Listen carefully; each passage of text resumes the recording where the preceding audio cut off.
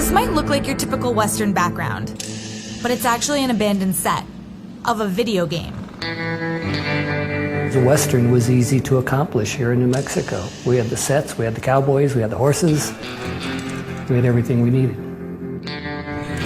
Including a great villain, Mad Dog McCree. There had never been a live-action, interactive video arcade game until Mad Dog came along.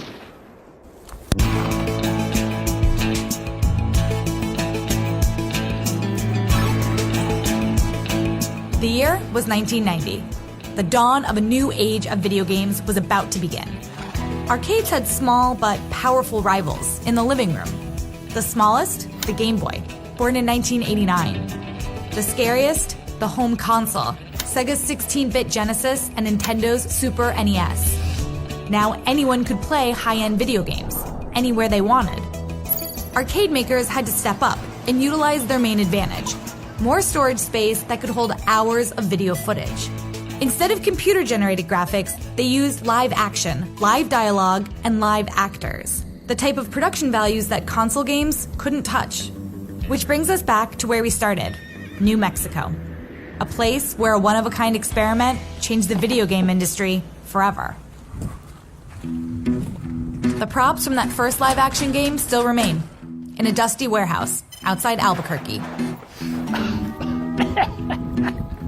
I'm Dave Roberts, and I was director on Mad Dog McCree. Hands up. It was our first entry into video games. These are the fake dynamite sticks. The makers of Mad Dog weren't always in the business of making video games. They actually got their start making police training simulators. We shot things that police would encounter during their day. They put it up on a big screen, and a police officer would walk into the room. He would have a pistol that had a laser put into it, and he would respond to whatever was happening on the screen. Once we knew how to do that, it made it a little easier to do Mad Dog McCree. My name is Robert Grebe, and I was the CEO of American Laser Games. This is the aha moment, actually. Looking at this picture, I realized that there was the potential to turn this simulator into a video game. So that became Mad Dog McCree. The team now had the technology to make a video game, but what they needed was a story. Being located in New Mexico, the Wild West was an obvious choice, and they didn't have to go too far to find their stars.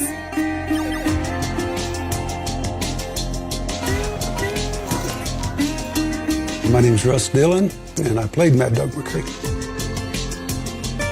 I've lived in New Mexico all my life. I was born and raised here on this ranch. I've been out here 60 years. When we started shooting Mad Dog, nobody knew who Mad Dog was or who it was going to be. Bob Grebe decided I would make a good Mad Dog, obviously not for my looks. Probably was because I could quick draw. Well, that's pretty quick in those days. Finding a Mad Dog who could quick draw was easy. But transforming a blonde-haired, blue-eyed rancher into a rough-and-tumble outlaw from the Wild West, that's a different story. I guess the most time-consuming part was the makeup and the hair stuff. And that hair dye's a mess. If I'd sweat, and we're doing this, it'd be black stuff rolling down my forehead. When I saw him at first dressed as Mad Dog, I had no clue it was my husband. It was kind of like looking at somebody else. I feel like it's sticking real well either. I was dressed in everything black, and that horrid orange scarf that looks almost like a carnival thing. But I guess that became the trademark of Mad Dog, was that orange scarf. The plot of Mad Dog McCree goes something like this. A gang of outlaws has laid claim to a small town, kidnapping the mayor and his daughter. The player's job is to kill the members of the gang and eventually Mad Dog himself, freeing the town from terror. Because players competed against live actors in the game, the biggest challenge was accounting for unpredictability. The crew had to shoot each scene in a way that allowed for multiple outcomes of the same situation. We've got 4 people in the shot.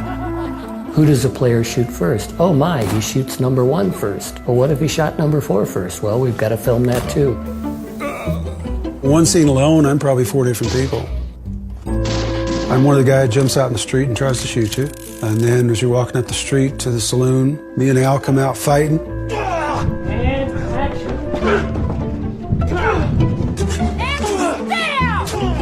Stay out! It was pretty corny, you know. But yeah, there's always a special place for Mad Dog because of what it was and what it became.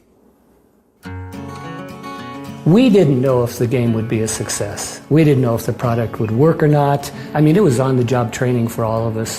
It's hard to see the light shining so bright.